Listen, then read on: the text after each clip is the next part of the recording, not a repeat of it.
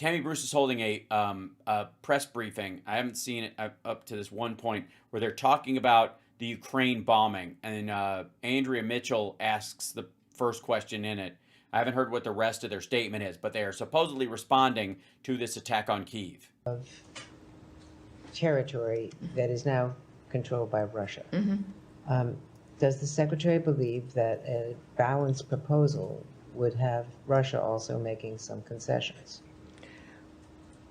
The Secretary's made statements actually recently in an interview, and I'll read some of those comments. I think he has also said, though, that there's going to have to be concessions on both sides. He's made that clear. We also know that the details of those concessions were not going to be discussed or agreed upon until there was a ceasefire. And that dynamic still exists. But the Secretary's been clear from the start that there would be concessions from both sides in this regard. He has also said, I remain hopeful that we can get something done because this is a terrible war and it needs to end. He also says that fabulous. I'm like, what's he going to say? I don't know why anybody would want this to stop. It's an awesome war. As wars go, this fucking rocks. You don't get points for saying a war should end. Again, nonpartisan. It is nonpartisan that we would rather have peace than war. Period. End of story. The question is, how do you get from war to peace? And that is a partisan issue. If surrender is the only option for the right and winning is the only option for the left, and there has to be a meet in the middle, in the realm of the United States and absolute justice for humanity, you would lean more towards the success instead of the surrender, in theory, especially in the face of an aggressor. Obviously, Russia started this. Russia should fuck off.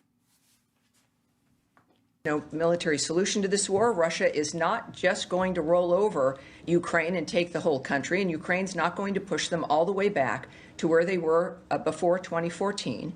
He says we have a better understanding of the Russians' position now because we've actually spoken to them after 3 years of not speaking to them. And at some point we determined that we're just too far apart and I should say, if at some point we determine that we're just too far apart and not enough movement is happening, we may need to move on to other priorities because there's a lot of important things happening in the world. Yeah, I'm really busy. Like, I know I said I would solve this in a fucking phone call in like an hour, and I knew exactly what I was going to say, and it would totally fucking work. But like after a while, I'm like, whatever. This is like boring. Okay, like I don't even know. Like, what are we doing? What is this? By the way, this is a Kyiv Independent. No point in negotiating. Russia's deadly attack on Kyiv sows distrust in Trump peace plan. Ludmila Kapatsi, 75, and her daughter lingered in their apartment for a couple extra minutes, doubting whether to go to the shelter after the air raid alarm woke them up around 1 a.m. Though they were tired of near everyday shelter runs, Kapatsi's daughter insisted they should go. As they opened the door, everything around them exploded. You couldn't see anything. The window frames and glass from the corridor flew right into our door. Kapatsi's told the Kyiv Independent later in the morning after the attack, sitting on a swing in a playground in front of her half-destroyed apartment building. The debris from the explosion blocked their exit, trapping the family inside. Kapatsi had no way of knowing if her son-in-law was safe, as he was in another room at the time. We just hugged each other with my daughter and screamed, "Lord, save us. We don't need anything else. Just save us." Fuck. Overnight on April 24, Russia launched a massive attack on Ukraine, sending a combined 215 missiles and drones at the country. Many of the missiles and drones targeted Kyiv, where the attack killed 12 people, including 2 children from the same family. At least 90 more people were wounded as the strike damaged dozens of apartment buildings, a school, and a kindergarten. During the attack, a Russian missile hit Kapatsi's 2-story residential building in Kyiv's quiet Solomyansky district, an area filled with blooming lilacs, signaling the arrival of spring in Ukraine. There it is. That's the wreckage right there. That's what Russia thinks of Trump's fucking peace plan. That's what they think of it. And the idea that you would just go, we'll agree to a ceasefire and then set a date for a ceasefire and then just bomb the living fuck out of them until the absolute date. Like, okay, we'll do it Monday. And then you send everything you've got just to wreck the shit out of them. And then you break the ceasefire 6 weeks later while they're still digging their people out of the rubble. That's Russia. That's Vladimir Putin. That's Trump's buddy. Ultimately, it's not up to us. It's up to Russia and it's up to Ukraine. Nope. It's up to Trump's one fucking phone call, and nobody gets to back out of it. Fuck you. They have to make the decision that they're willing to move closer to one another, and we need to see progress. Indulge me just a moment. If it's up to Russia and it's up to Ukraine, how does the Secretary feel about the fact that it's been, according to the calendar and Zelensky, 44 days since Ukraine accepted the U.S. proposal for a third ceasefire? Of course. And Russia last night bombed Kyiv with, so far, the death count was 12 people. Yes, the president messaged, again, on Truth Social. He was not happy with that. There has been... Oh, good. Okay, sorry. Okay, I apologize. Let me take back everything I was saying. Trump he posted something on Truth Social, did he? That he wasn't happy? He said stop is what he said. Hold on. Let me see if I can find the actual fucking post, because this is just annoying. What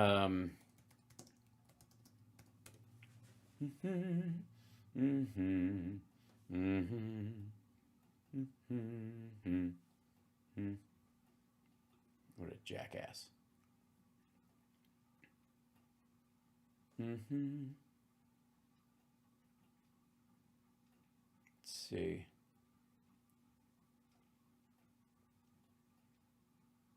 Yeah, here's the fucking statement. This is it. This is all you get. I am not happy with the Russian strike on Kyiv. Not necessary and very bad timing. Vladimir, stop. 5,000 soldiers a week are dying. Let's get this peace deal done. All right, well, that should cover it. You don't have his fucking phone number? Why are you posting shit like this? Fucking call him. By the way, did you see those couple of sentences? This is what he posted about Harvard. Just saying. Like, this is what Harvard got. Russia bombs and kills 12 people. They get 2 sentences. This motherfucker goes off on Harvard for a fucking paragraph. How about Boeing? Boeing should default China for not taking the beautifully finished planes that China committed to purchase. This is just a small example of what China has done to the USA for years. And by the way, fentanyl continues to pour into our country from China through Mexico and Canada, killing hundreds of thousands of our people. And it better stop now. I thought the border was shut. Wait a minute, there's still fentanyl coming into the fucking country? How's it getting through? I thought the border was sealed. Oh, because it doesn't come across the fucking border. It comes in fucking suitcases, and it's carried largely by Americans. And then, here you go, this is the Goldberg thing. Later today, I will be meeting with, of all people, Jeffrey Goldberg, the editor of The Atlantic, and the person responsible for many fictional stories about me, including the made-up hoax on Suckers and Losers and Signalgate, something he was somewhat more successful with.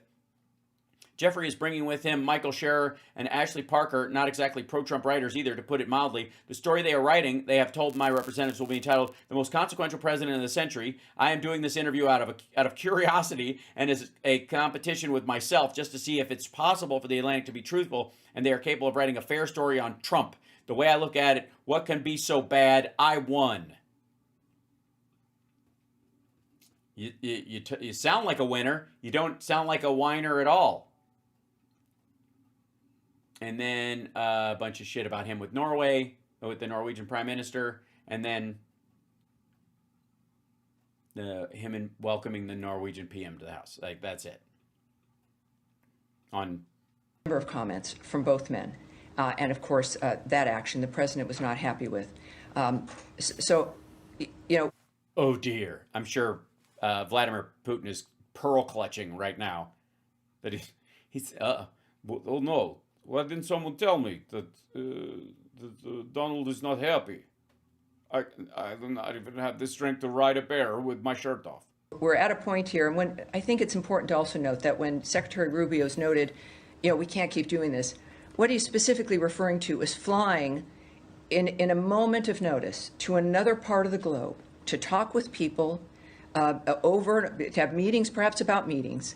It's not that we're walking away from the desiring peace or wanting to assist with peace as it's developed, but the process with which we've engaged in this for 100 days would have to be adjusted because our. I'm sorry, they have to do it by phone? I thought that's how you were supposed to fucking do it in the first place. Nobody expected you to have to fly over there, dipshit. We thought Trump was going to solve this with one goddamn phone call. He wouldn't even have to be in the room with them. He bragged about it.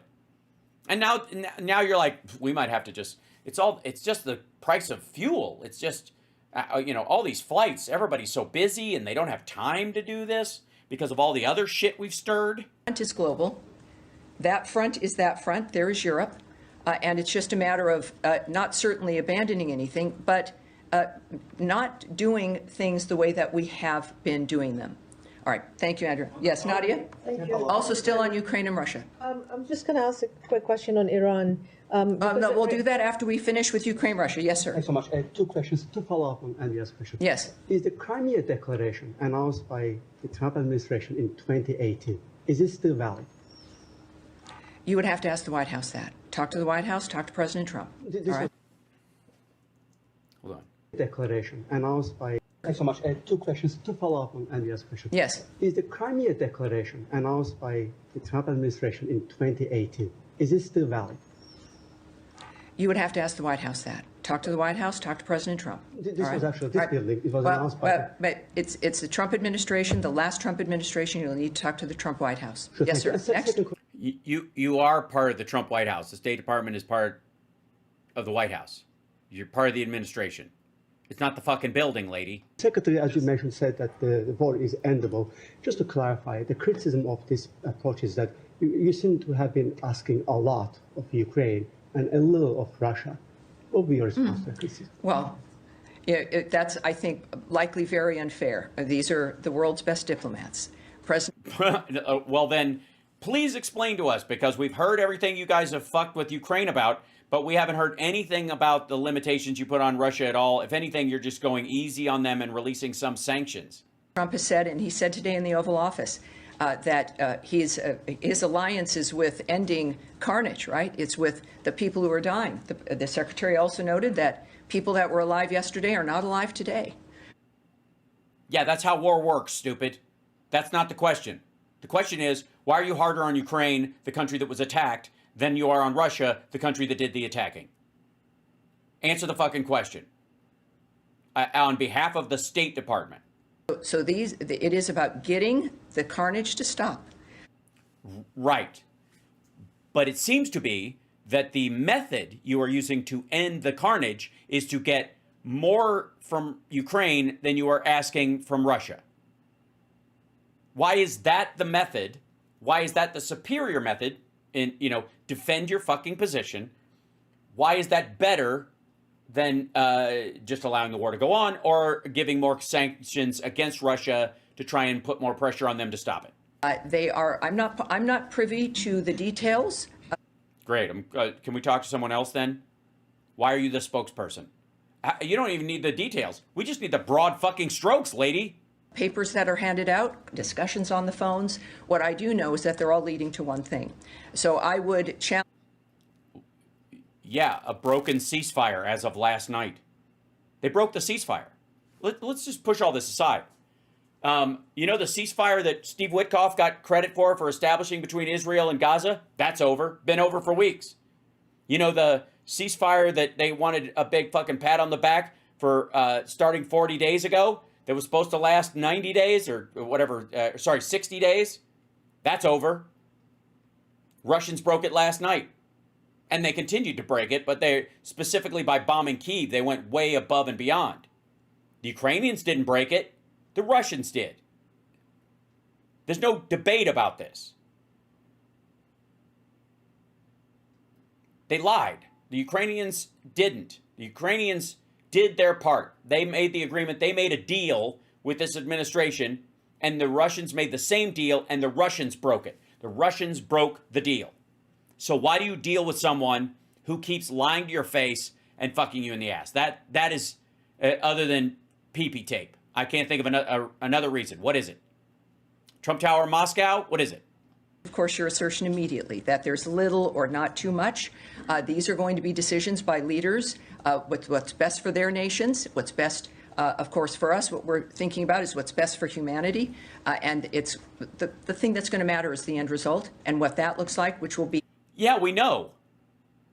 But the end result isn't going to get any closer to a manageable end if you're putting the thumb on Ukraine and letting Russia put a thumb up your ass. Enough for everyone. All right. Next. Yes, Shannon. Gibberish. After the latest round of talks in London, Ukrainian officials say they submitted their own counter proposal to the U.S. plan. Can you say if the Trump administration is giving that counter proposal any weight, or is the U.S.-backed framework on the table the only path towards peace that the administration is considering? You know, what I've noticed here about Secretary Rubio and President Trump is flexibility.